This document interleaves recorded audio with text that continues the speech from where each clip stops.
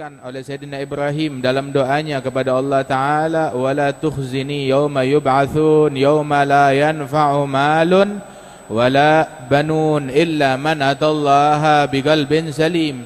Ya Allah, jangan hinakan aku di hari kebangkitan, hari di mana harta keluarga tidak membawa manfaat kecuali mereka yang datang kepada Allah, menghadap kepada Allah dengan membawa hati yang selamat. Selamat dari hubbid dunia, dari kecintaan kepada duniawi. Kenapa? Sebab cinta dunia ini adalah, kata Rasulullah SAW, hubbud dunya ra'su kulli khati'ah. Cinta kepada dunia, bukan dunianya, cintanya aja, baru cintanya itu adalah sumber biang segala kesalahan. Itu asal muasalnya, sumbernya adalah dari hubbid dunya, wal iyadzu billahi min dzalik.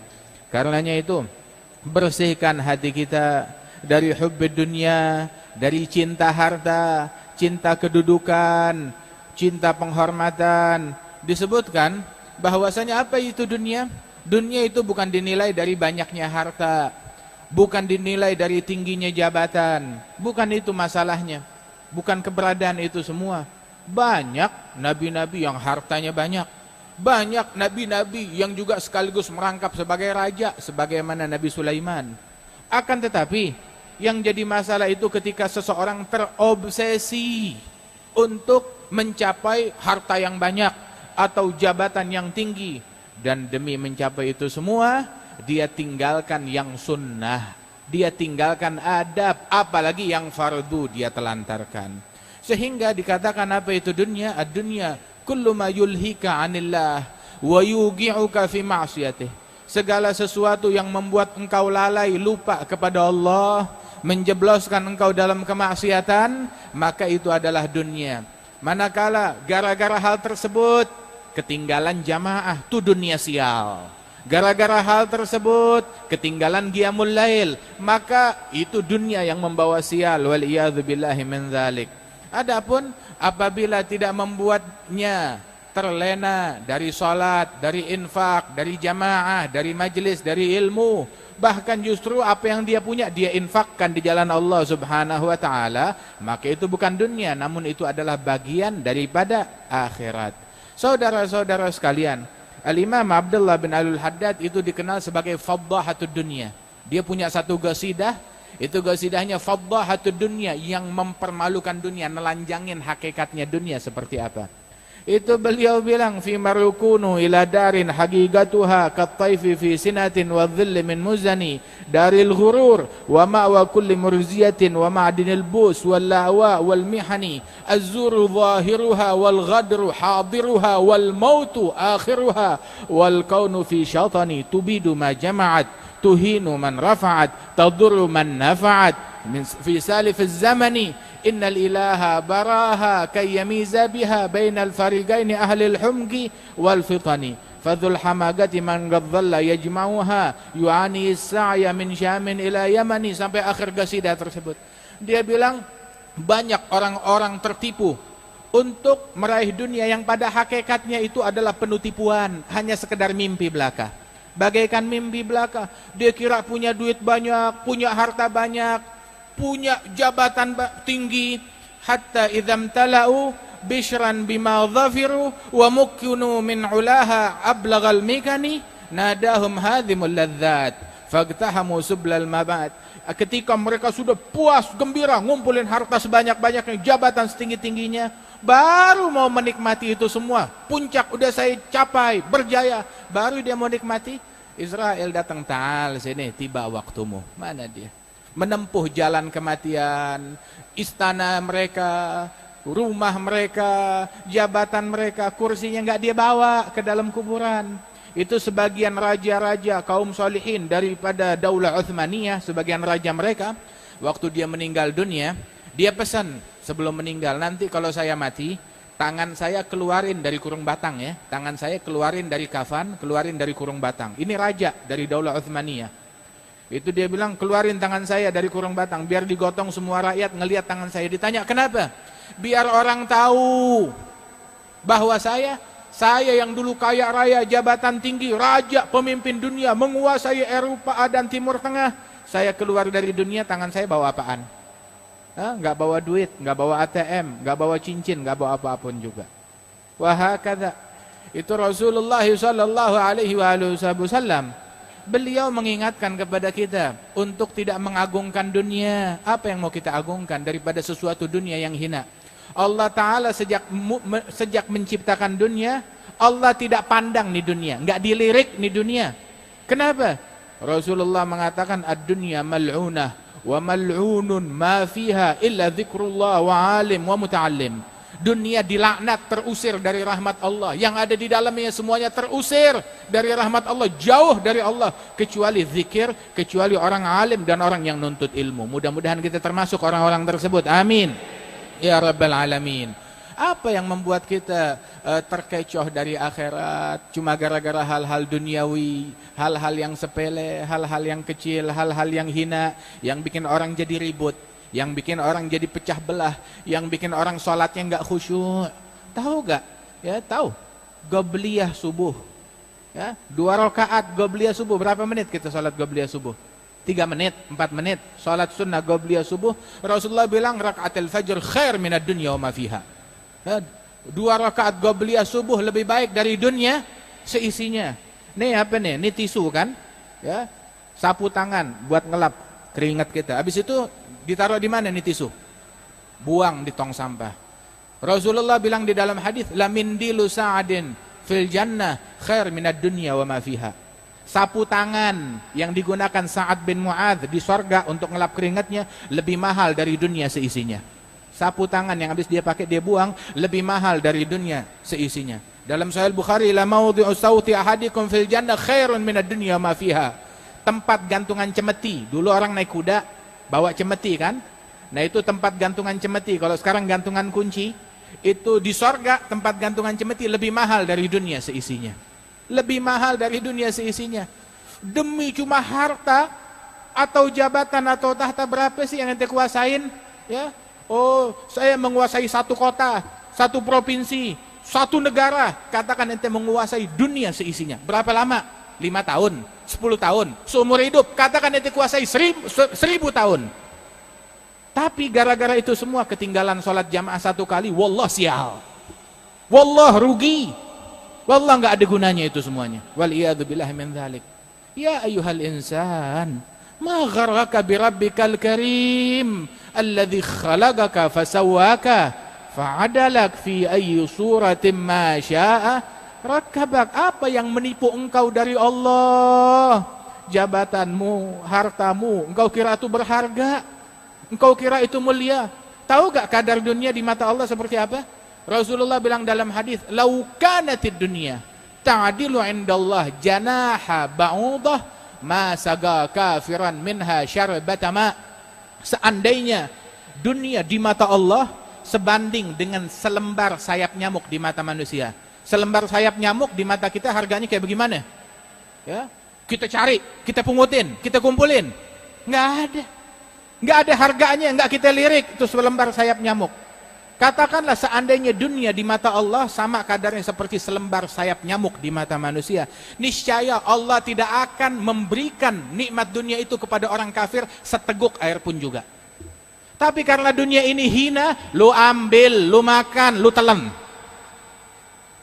Dikasih kepada Fir'aun, dikasih kepada Namrud, dikasih kepada Haman, waliyadzubillah min dzalik.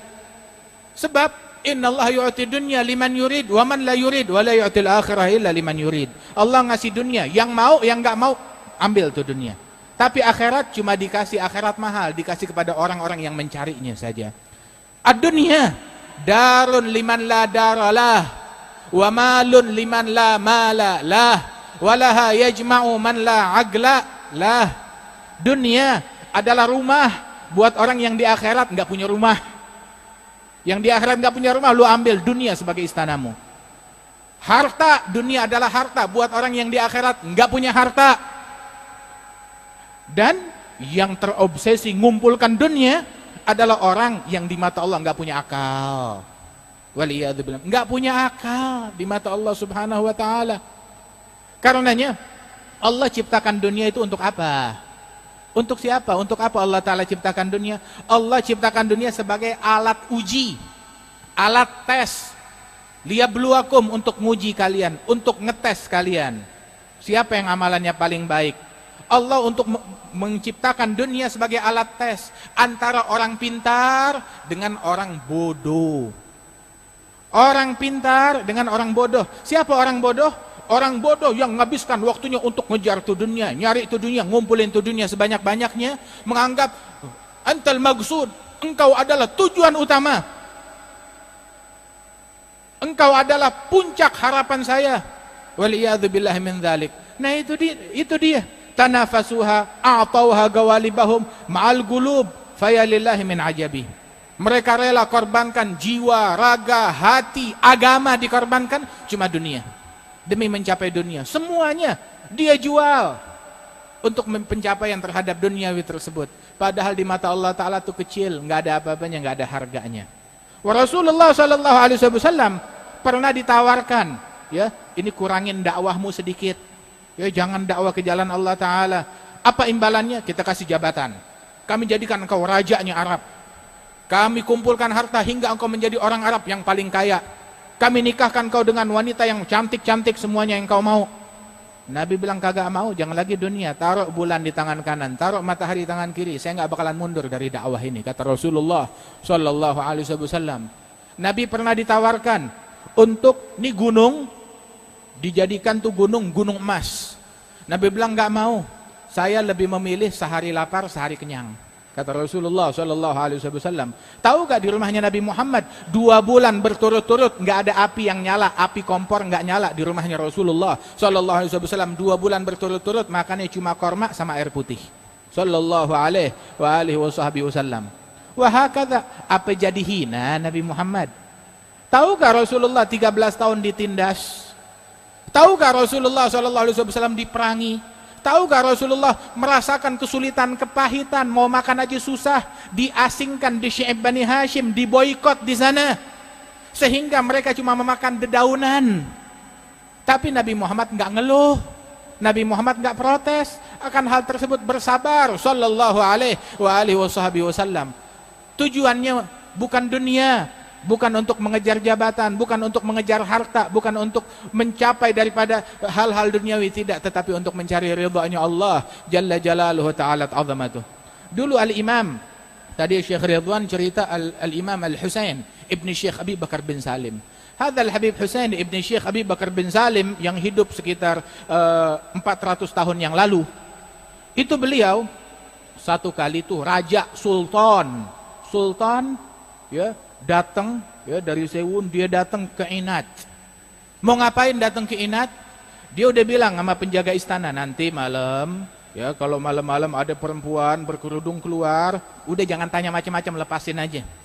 Nggak taunya siapa tuh, dia pakai pakaian berkerudung, tutup cadaran, keluar. Kenapa?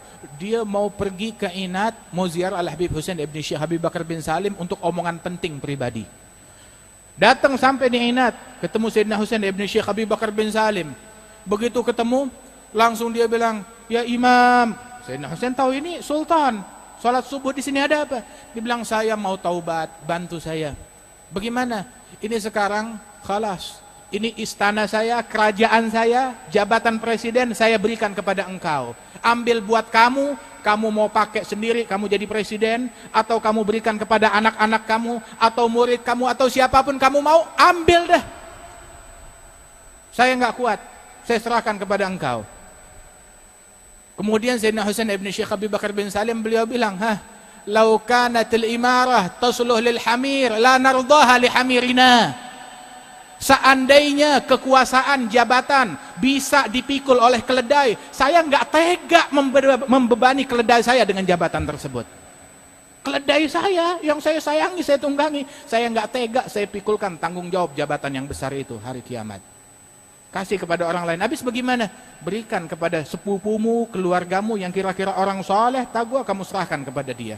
Wahakadha, ditawarkan dunia depan mata dia, mereka tolak. Radhiyallahu anhum waradhahum. Saudara-saudara sekalian, dunia tuh bukan berarti kita nggak boleh punya duit, bukan berarti kita nggak boleh punya jabatan. Lah, kita mau jabatan-jabatan penting, ya, itu diduduki oleh orang-orang Islam yang taqwa kepada Allah Subhanahu wa taala, yang semangatnya mencari Allah bukan mencari dunia. Itu yang kita inginkan. Dihuni oleh orang-orang yang bertakwa, yang istiqamah kepada Allah Subhanahu wa taala, yang memprioritaskan salat lebih dari dunia seisinya. Yang memprioritaskan ilmu lebih dari dunia seisinya. Yang memprioritaskan takwa kepada Allah taala lebih dari dunia seisinya. Kita mau seperti itu. Dan sesungguhnya ibarat itu dunia, baik itu jabatan atau harta, tahu, itu seperti kloset, ya, WC, kakus. Kita kalau nggak ke WC, ke kakus, mati kita. Kita perlu. Tapi tetap aja walaupun kita perlu, nggak lantas kakus kita hiasi dengan emas. Nggak lantas kakus kita kasih gubah. Nggak lantas kakus kita pajang di mihrab. Hatta nggak punya otak yang semacam itu. Dunia itu kayak kakus. Bukan kita taruh kakus kita di atas meja makan, atau di atas kasur kita, atau di atas mimbar. Lah. Bukan tempatnya. Ya, kakus adalah kakus, pakai gunakan, tapi enggak 24 jam kita ngerem di situ, kita tinggal di situ. Saat diperlukan kita pakai, setelah itu khalas dengan kesibukan kita kepada Allah Subhanahu wa taala. Dunia itu kayak sendal, letaknya di kaki, bukan di kepala. Agama itu adalah peci kita, itu adalah mahkota kita, itu adalah imamah kita, itu adalah kacamata kita, letaknya di kepala. Tapi apa jadinya kalau sendal ditaruh di kepala, sedangkan kacamata ditaruh di kaki, pecah, hancur. Ini yang keliru ketika kita menjadikan dunia kita taruh di atas kepala kita. Kalau ada orang pakai sendal di kepala, kita bilangnya apa? Orang gila yang macam begitu. Itu orang gila. Kalau ada orang yang taruh kloset di atas mihrab, di atas mimbar, kita bilang apa itu namanya? Penistaan. Waliyadzubillah min dzalik. Menodai. Dia bawa kakus ke dalam masjid, dia bawa kakus ke dalam majelis. Penistaan. Hadza kurang ajar, galil adab kepada syariatnya Nabi Muhammad sallallahu alaihi wasallam. Yang galil adab, yang kurang ajar macam begini, itu yang bikin Islam jadi kalah. Tapi kalau Islam, dia bisa menempatkan segala sesuatu pada tempatnya. WC ya WC, kakus ya kakus, masjid ya masjid, majelis ya majelis, ilmu ya ilmu, akhirat adalah akhirat. Wahakadha, baru Allah Ta'ala berikan keberkahan. Tapi kalau kita nggak bisa ngatur diri kita, ya berantakan. Karenanya itu, ayo, Al-Habib Abdullah bin Al-Haddad, ya, ini terakhir kita nih. Al-Imam Abdullah bin Al-Haddad itu dia ngajarkan satu doa kepada kita. Apa doanya? Ada doa kita terima ijazah dari masyaikhuna sampai kepada Imam Abdullah bin Al-Haddad. Itu doanya, kata Imam Abdullah bin Al-Haddad, itu dalam wirid beliau selalu dia baca dan diajarkan untuk dibaca tiap habis salat 5 waktu. Doanya, Allahumma akhrij min qalbi kulla gadrin li dunya wa kulla mahallin lil khalq yamilu bi ila ma'siyatik aw yashghuluni an ta'atik aw yahulu baini wa baina tahaggugi bi ma'rifatikal khassah wa mahabbatikal khalisah. Itu doa tuh. Guru-guru kita bilang perbanyak doa ini, tiap habis sholat 5 waktu baca. Kenapa? Biar hati kita jadi benar. Apa sih doanya? Terjemahannya apa? Allahumma akhrij min qalbi kulla qadar li dunya. Ya Allah, keluarkan dari hati saya setiap pengagungan, penghormatan, kadar dunia nih, keluarin dari hati saya, sehingga di hati saya itu nggak ada cinta kepada dunia, nggak ada kecenderungan kepada dunia, nggak ada kecintaan kepada dunia. Wahakadha. Mudah-mudahan Allah Ta'ala berikan taufik kepada kita sekalian. Allahumma akhrij min qulubina kulla qadar li dunya kull mahlil khalq yamilu bina ila ma'siyatik aw yashghuluna an ta'atik aw yahulu bainana baina tahaqquq bi ma'rifatikal khassah wa mahabbatikal khalisah wa nas'aluka sidqal iftigar ilaik wa dawamil hudur ma'ak ma'adabin kamil fi lutuf wa afiyah. Allahumma aslih qulubana wa gawalibana ij'al dunyana fi aidina la fi qulubina wa ij'alna muhibbina laka mahbubina 'indak bi rahmatika ya arhamar rahimin. Wa sallallahu ala sayyidina Muhammadin nabiyil ummi wa ala alihi wasallam wa akhiru da'wana alhamdulillahi rabbil alamin. Assalamualaikum warahmatullahi wabarakatuh.